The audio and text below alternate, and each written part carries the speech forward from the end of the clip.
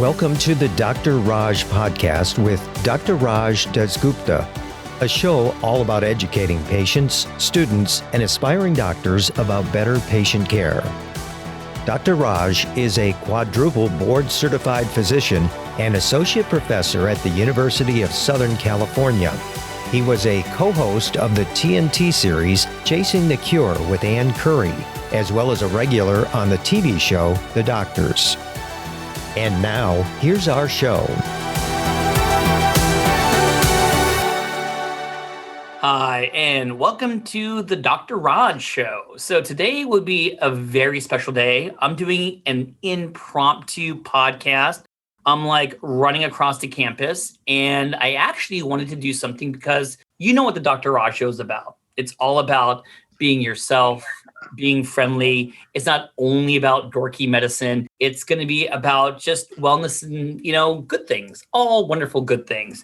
And a big topic is always going to be sleep. And everyone always wants to corner me and talk about sleep on the podcast, which I can understand. It's one of my favorite topics ever. So why is this a special day? It's because I have my first Instagram stalker. I think that's so great. No one ever stalks me. I don't know why you would. And she is my guest on my show today because of the fact that she wanted to talk about sleep paralysis. And not only did she want to talk about sleep paralysis, it was for school. And I think that is just awesome because I'm glad that people at all levels, whether it's going to be high school or undergraduate or graduate school, care about sleep. So I convinced this individual to come on my podcast, ask the questions to me, and I want to introduce you to what sounds like a really nice person. Her name is Julia Schiff. Julia, how are you doing today? Good. How about you? Not too bad. Not too bad. So, Julia, where do you go to school and what do you plan to be when you grow up? That kind of makes me sound like an old person, but what are you going to be when you grow up?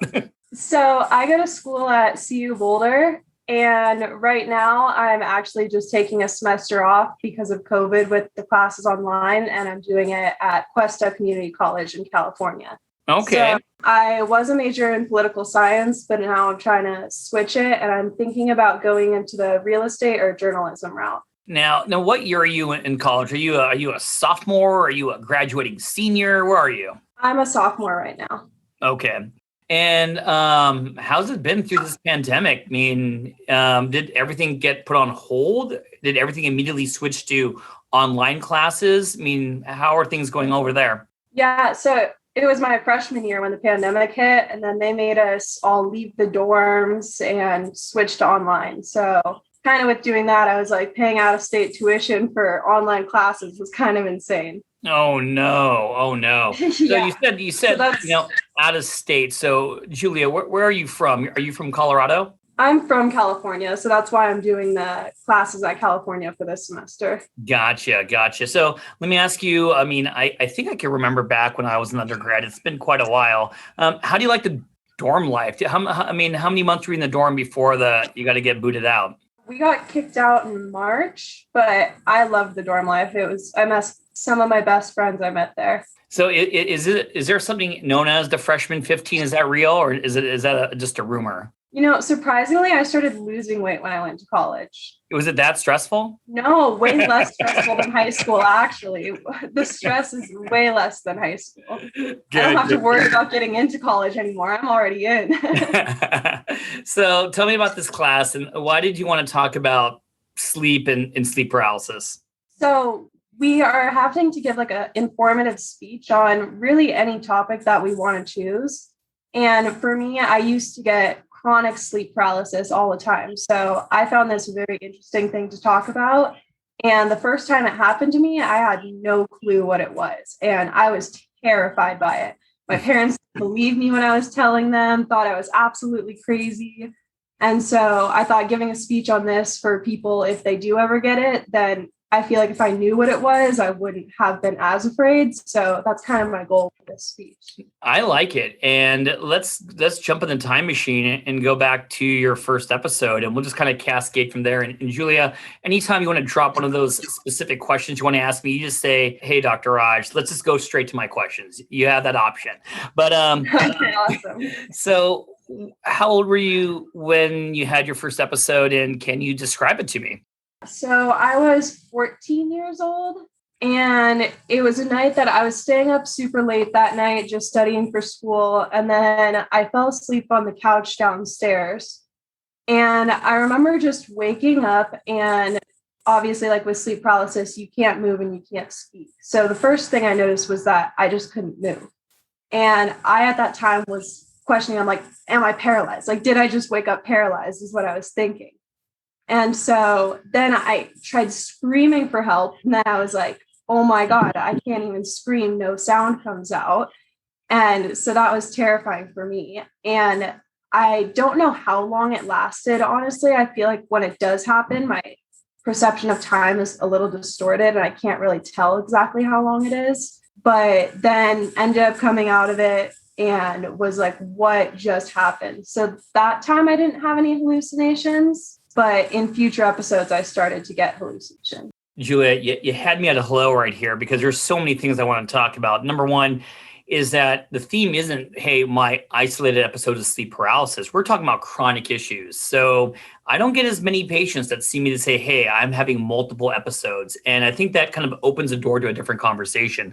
Let's focus on the first episode. So just kind of closing my eyes while you're talking, I mean, I can imagine being a 14-year-old and you're awake and you can't move. I'm sure you're thinking, did I just have a massive stroke? Is there something wrong with me? That thought of just trying to yell out to your parents, but you can't. I mean, is it an understatement by saying you were totally frightened and scared? Was that one of the worst feelings? I was absolutely terrified. Yeah. And then having people like that didn't know what it was, talking to my parents or friends about it, and having people just be like, oh, you were probably dreaming and stuff. And I was like, I can with certainty tell you that I was awake, open. I was like, I know this was not a dream. And so it was kind of like hard at first without people knowing what it was. So you told mom and dad, and I would do the same thing. You know what I mean? And so were mom and dad, were they the people saying it was probably just a dream? Or has your parents ever experienced this before? So they were on your team. Were they on Team Julia? Not at first. They had never heard of it. So it was multiple times that they were telling me that I was just having nightmares until it kept happening. And then they're like, okay, we should figure this out. And I found out from one of my friends that had sleep paralysis too. She's like, oh, there's a name for this. And so she told me what it was. I instantly dove into a bunch of research and became fascinated by this and have so many things that I'm excited to ask you about. Sure. And, you know, honestly, it's amazing that when I do, lectures about sleep, of course, you got to talk about insomnia. You got to talk about obstructive sleep apnea. But, there are so many things that people don't talk about or ask because whether they're embarrassed or they don't know what the name is. And it provides such, a calming feeling that, no, it's not in my mind. This is real. And this is why it happens. So before I forget, let me just say that the thing that jumped out at my story was that you were studying for an exam that night when you were 14. So were you up late studying? Would I be making that up? Or were you having good sleep hygiene and going to bed and waking up at a good time? I, throughout all of high school, did have terrible sleep hygiene. Like all the time, I would pull all-nighters for school. A lot of nights, it got me into a habit where even when I didn't have schoolwork to do, I just couldn't fall asleep. Wow. And then even with having sleep paralysis become so frequent, it kind of made me even scared to fall asleep. Yeah. Because it felt like almost every time I fell asleep at certain periods, it would happen almost 100% of the time. Sure. So, when we talk about sleep paralysis, there's different ways to categorize it. I think one way to put it are going to be isolated episodes. And of course, they're going to be recurrent episodes. Let's just focus on isolated episodes for the listeners today. So if you have an isolated episode of sleep paralysis and you're going to ask me, what's the most common cause? Well, it has to be being sleep deprived. That is going to be one of the most important things that can cause it. And, if I was taking a board exam or writing a question for my sleep fellows, it would always be like a medical student or a law student or any student pulling an all-nighter. And because they're sleep deprived, they develop it. And so the question now becomes, Julia, why sleep deprivation and causing these sleep paralysis? So what is sleep paralysis for everyone who's listening today? It actually means it's all about REM sleep. And what makes REM sleep, rapid eye movement sleep, different than any other stage of sleep is because you lose muscle tone. you become paralyzed. And people ask, is that a good thing that you're paralyzed in REM sleep? And I could say yes. Why? Is because you don't want to be reenacting these vivid dreams. And if you're having vivid dreams of chasing pirates or running away from elephants, trust me, you want to be paralyzed. You want to be running through your house, And then on the other side, there are disorders out there, Julia, called REM movement disorder. Now, that's not what this talk between me and you is about, but I'm going to let you know that there are people who have REM movement disorders where when they have these vivid dreams in REM sleep, their body is not paralyzed. And they're the ones that are reenacting their dreams. And like I'm joking with you, that these dreams are not dreams of doing Sudoku and Scrabble. Those are those violent dreams. So there's definitely a balance. And the answer is you want to be paralyzed in REM. So when people have sleep paralysis, for all my listeners who are listening, it's going to be what happens is that disconnect with the brain and the body. The mind is awake, but the body is stuck in REM sleep. And what happens in REM? You're paralyzed. So how does that relate to Julia's story about pulling all-nighters and being sleep deprived? Is because, you know what? When all of us are sleep deprived from pulling an all-nighter, whatever it is, you always want to make sure that you get back the most precious stages of sleep, such as deep sleep or REM. You get what's called that REM rebound. So next thing you realize when you finally get to sleep, you're hitting that REM. And the more times that you could wake up from REM, the higher the chances of getting this paralysis. So Julia, that's a classic story about that. So let me ask you some questions. You didn't get the visual hallucinations. We'll talk about that. But when you woke up, how was your breathing?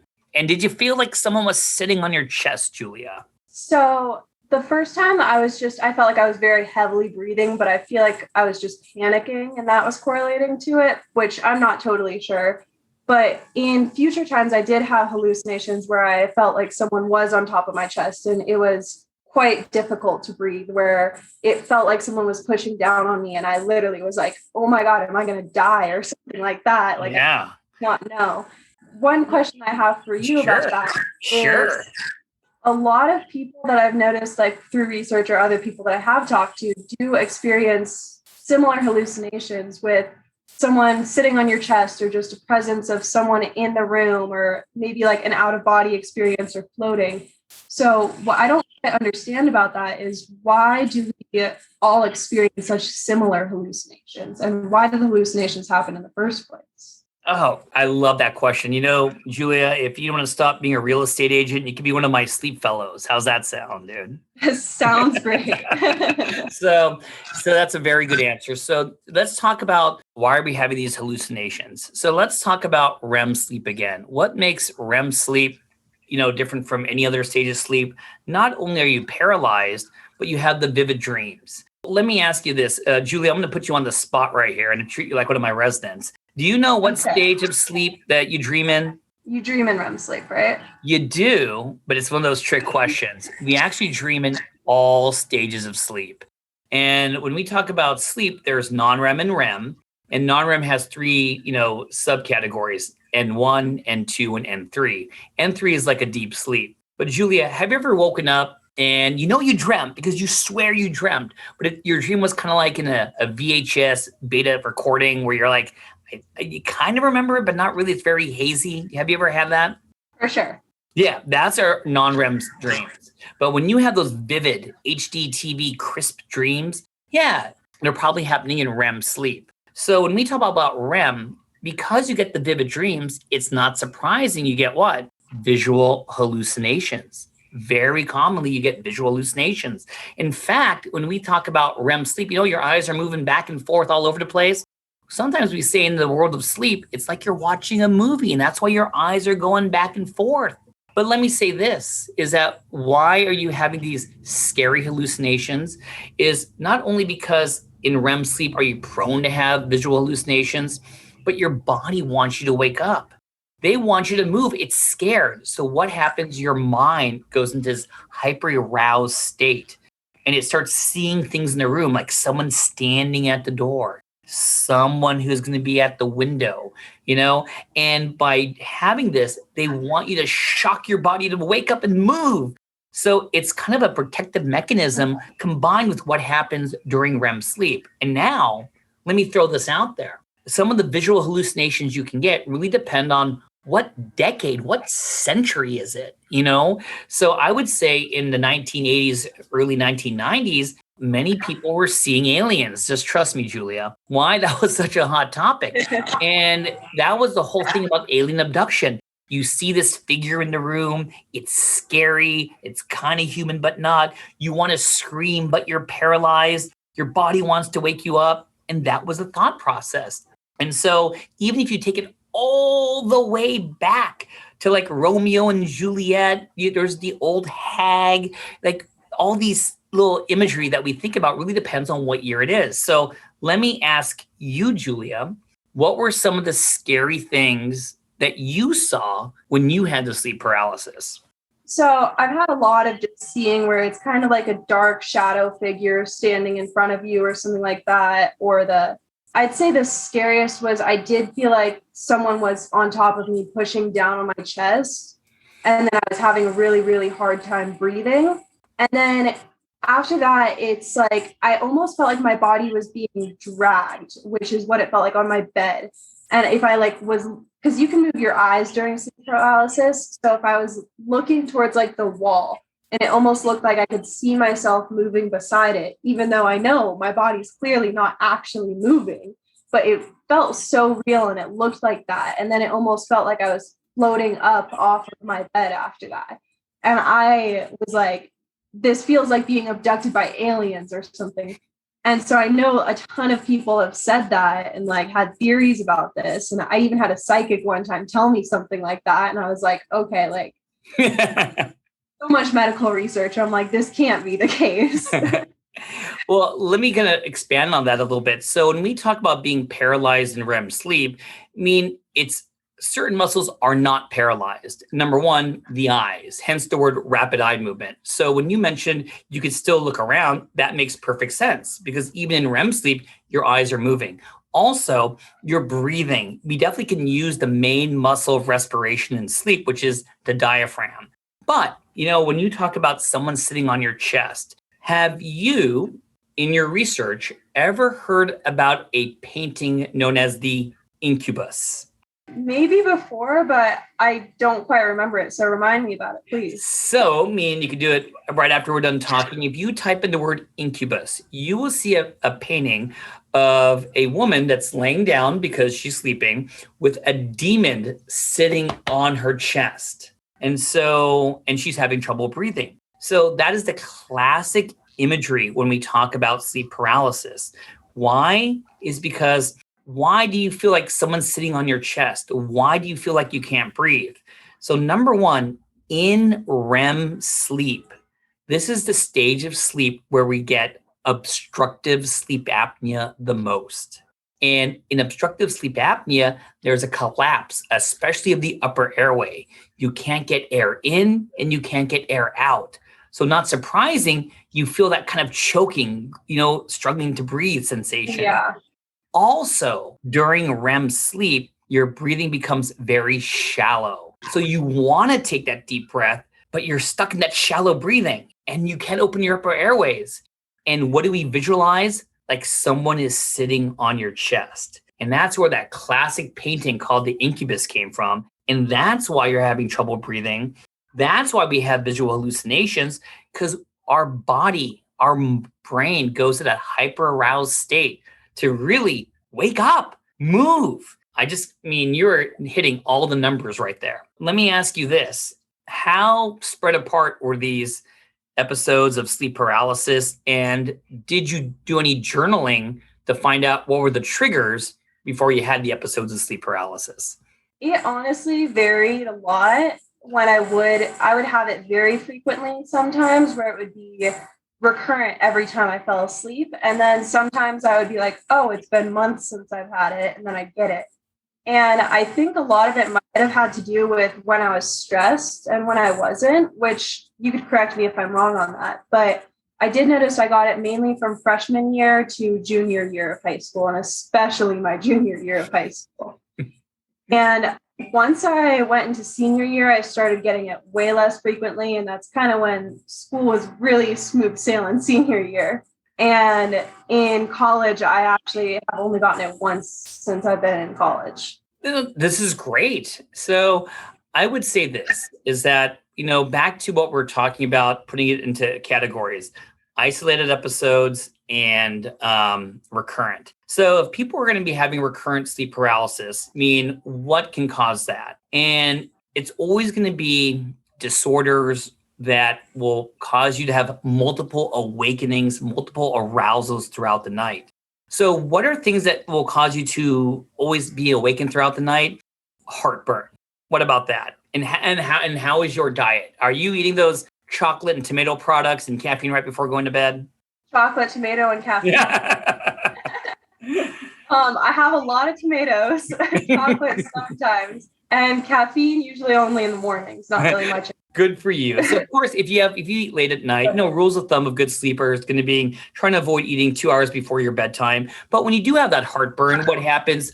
Multiple awakenings throughout the night. I mentioned about sleep apnea. When people talk about obstructive sleep apnea, and by the way, Julia, have you heard of that disorder before? Obstructive sleep apnea? Yes, I have. Yeah. I think people always stereotype that it's someone who's going to be overweight and they have to wear this mask on their face.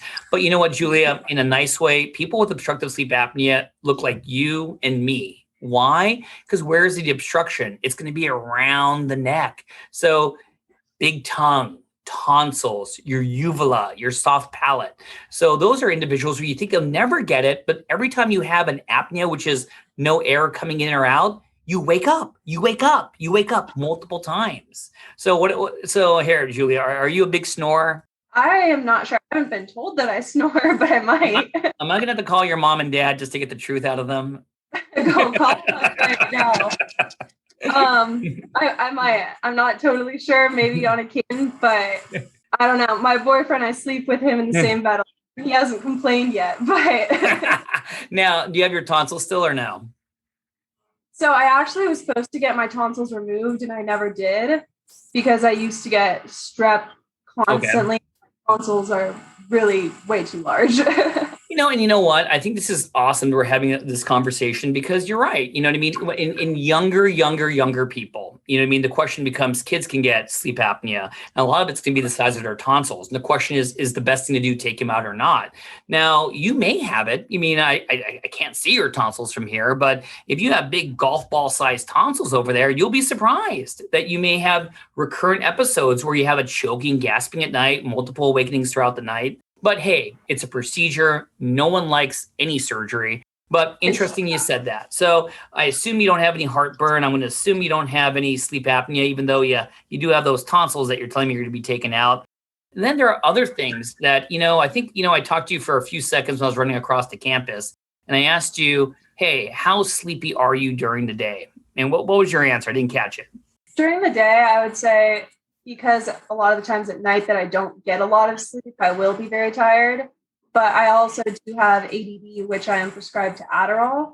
And so that obviously is a stimulant that'll keep you more awake. And so on the days that I do take it, I do feel less tired than I normally would. But I don't have like narcolepsy or anything where I have some sleep attacks. Look at you. You just stole my thunder for that word right there. I totally stole it. You totally stole my thunder. So anyways, and when we talk about narcolepsy, and I'm a big advocate to talking about narcolepsy, I feel really bad. Many people are underdiagnosed and misdiagnosed. And like you were saying, Julia, that people didn't believe you about sleep paralysis. People don't believe narcolepsy exists. And it's really sad. And narcolepsy can be misdiagnosed when you're younger, even younger than you, for ADD, for depression, for so many things. And when we talk about narcolepsy, people with narcolepsy are not sleeping all the time. It's a big stereotype. They actually have poor sleep at night and they feel sleepy during the day when they shouldn't.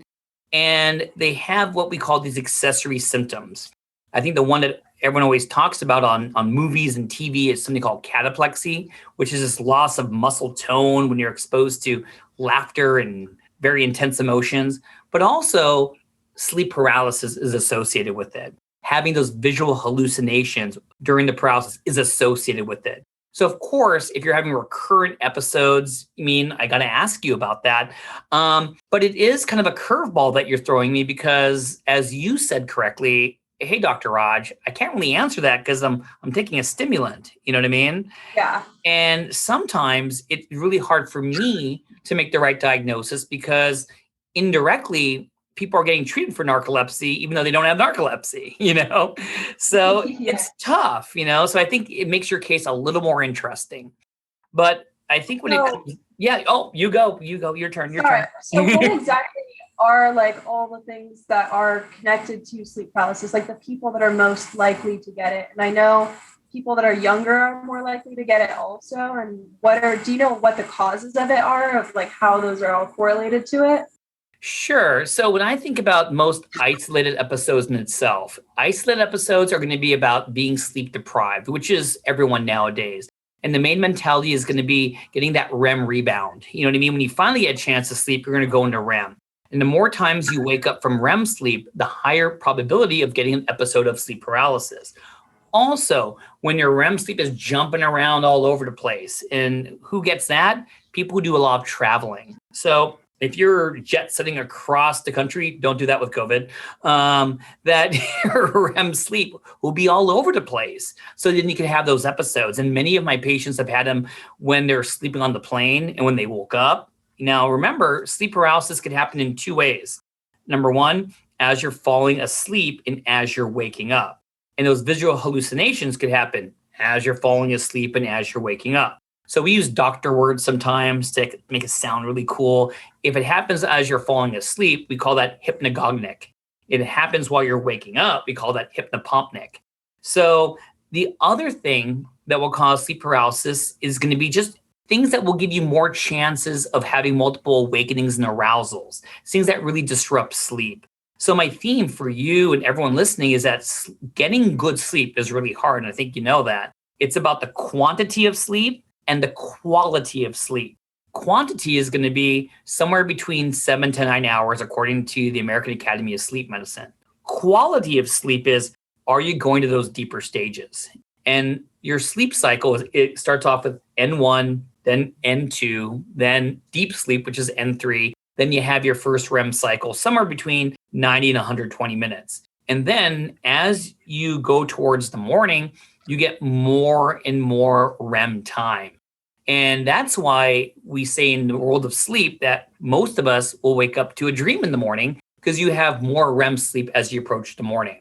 So all these things factor in when we talk about chances of getting sleep paralysis. And let me say one more thing. Also, alcohol can cause some sleep paralysis. So I'm not going to put you on the spot in case your mom and dad listen to this, but just in case you drink, what happens is alcohol knocks you out. That's what it does. So it shortens the sleep latency.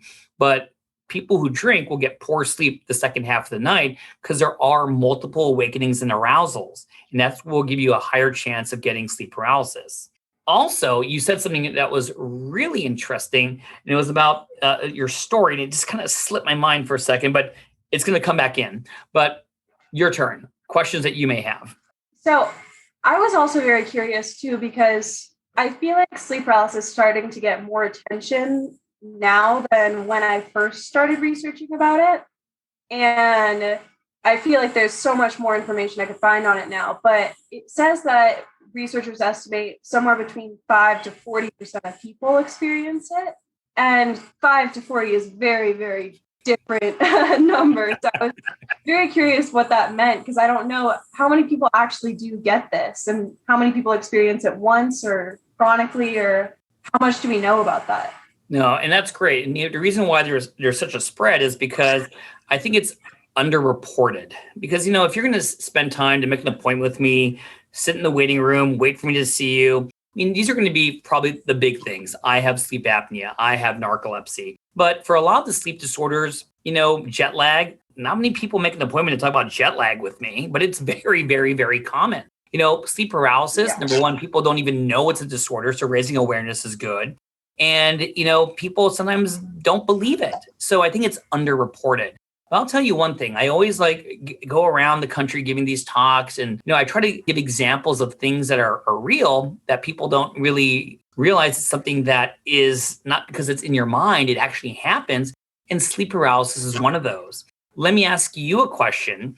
Do you know what a sleep start is, otherwise known as a hypnic jerk? No, I don't. So, I mean, right now, everyone, we can see each other, the camera's on. So I'm going to show you this. Yeah. Tell me if this has ever happened to you, Julia. As you're falling asleep, just like this, have you ever done this? It's kind of like your body like shook. All the time.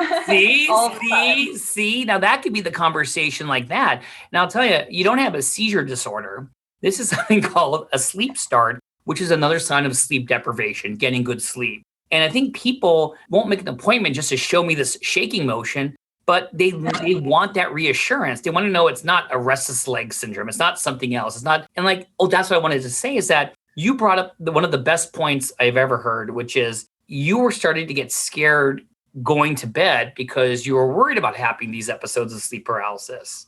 Now that is huge, Julia, because that's insomnia. That's where you don't want to go to bed. You fear bedtime because you don't want this to happen.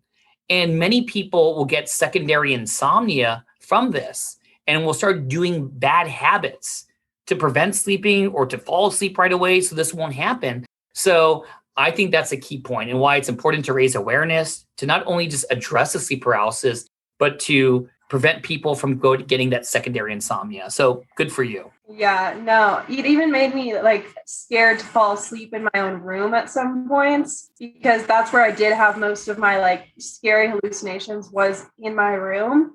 And so then I started, for some reason in my mind, correlating it to sleeping in my bed, that I was like, oh, what if my room is haunted or something? I think I spent about 2 years of my life that I didn't sleep in my bed. I slept downstairs. Oh, wow. Couch in a guest room sort of, that we just have a couch and a TV. And so I slept for 2 years down there. My parents were so annoyed about that. They're like, sleep in your bedroom. Like, why? And I'm like, I'm scared to. Like, it is quite a scary thing that makes you definitely afraid to fall asleep. No, I'm so happy you solved this. So a couple more things before we call the day. This is your time. Any questions that you really had on your little notepad that you wanted to ask about? Anything we didn't talk about or banter about? Yeah, so you answered most of my questions already, but I was just wondering, like, what should you do when you're in sleep paralysis to maybe try to get out of it? So here's one of my advice for anyone, including yourself. I think that if you're getting recurrent episodes, you always have to ask the question, why? You know what I mean? And I think that one of the easiest things to do is journaling. Everyone's going to laugh. Everyone's going to roll their eyes. But we need to find out if there is a trigger. And I think that, are you not exercising that week? Did you eat, chocolate and tomatoes without telling me? Did you have a final? Were you highly stressed? Is it during finals?